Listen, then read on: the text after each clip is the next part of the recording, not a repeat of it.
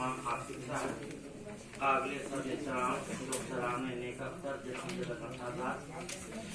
और तमाम ख्वातीन हज़रात, क़बल इसके कि मैं अपनी गुफ्तगू का आगाज़ करूँ, ये मेरा अखलाक़ी फ़र्ज़ होता है कि मैं जनाब प्रोफेसर रियाज़ साहब सदर शोबे उर्दू और तमाम असातिज़ा कराम शोबे उर्दू की खिदमत में ममनूनियत का इज़हार करूँ, जिन्होंने इतनी पुररौनक और पुरवक़ार तकरीब में मुझे शिरकत की दावत दी और उस पर तुर्रा ये कि इफ्तिताही तकरीब के मैसर सदारत पर सरफराज फरमा कर मुझे इज़्ज़त बख्शी है। मैं इसके लिए ममनूनियत का इज़हार करता हूँ। ख़वातीन व हज़रात, अपने असलाफ के कारनामों पर फ़ख्र करना और उस हवाले से किसी तकरीब का इनेकाद करना मुहज़्ज़ब कौमों का शिआर भी रहा है और शनाख्त। काबिल मुबारकबाद शोबे उर्दू के तमाम असातिज़ा इकराम, तलबा व तालिबात, एक अजीम शख्सियत की खिदमत और कारनामों पर एक सेमिनार का इनेकाद करके हम उर्दू वालों को एक बहुत बड़ा तोहफा दिया है। असलाफ के कारनामों पर कोई तकरीब करने से सबसे बड़ा फायदा तो ये होता है कि आने वाली नस्ल उस शख्सियत के कारनामों को फिर राह बनाकर अपनी जिंदगी की रहनुमाई हासिल करती है। जहाँ तक के प्रोफेसर जगन्नाथ आजाद का मामला है, मुझे कहने दीजिए कि इनकी हैसियत एक ऐसे हस्त पहलू हीरे के मानिंद थे जिसका हर पहलू नैर ताबा और दरख्शां है।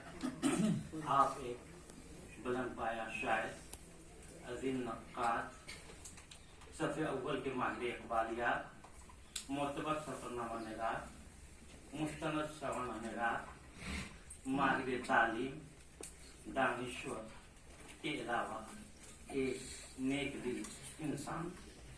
उनकी शख्सियत और उनके कारनामों को सामने रखेंगे तो ये शेर बेसाख्ता ज़बान पर आएगा तो फरिश्तों से बेहतर है इंसान बनना, मगर इसमें लगती है। प्रोफेसर जगन्नाथ आजाद की शख्सियत ही कई जैसी है। आपको बता दें कि वो इकबाल शनाख्ती थे, माहिर इक़बाल उस जमाने में थे जिस जमाने में तक़सीम हिंद के बाद इक़बाल पर तरह तरह के यलगार हो रहे थे। कोई फिरका परस्त कह रहा था, कोई तंग नज़र कह रहा था, बहुत तरह के। और हमारे अदीबों नक़ादों में इतनी हिम्मत और जसारत नहीं होती।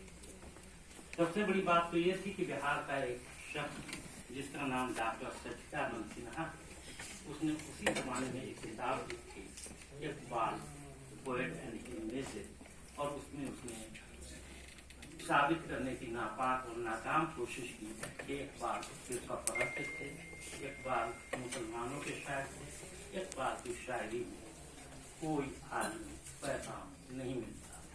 बहुत सारे नक़्क़ादान थे, लेकिन काबिल एहतराम प्रोफेसर जगन्नाथ आजाद ने इन नामसायद हालात में पुरआशो इत्तला के दौर में लगाए गए इल्ज़ामात का बेड़ा उठाया। अपनी तकरीर के जरिए, अपनी तसनीफ के जरिए, अपनी शायरी के जरिए, लेक्चर के जरिए उन्होंने इक़बाल का सही मुकाम हिंदुस्तान में दिलवाया।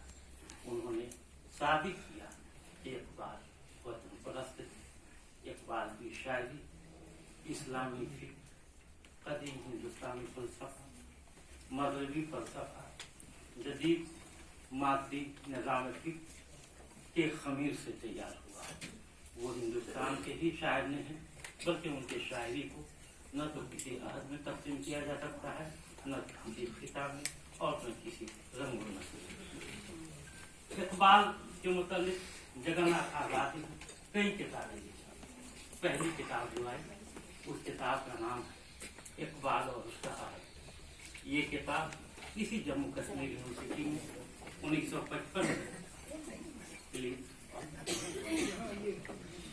1955 में उन्होंने उस जमाने में जो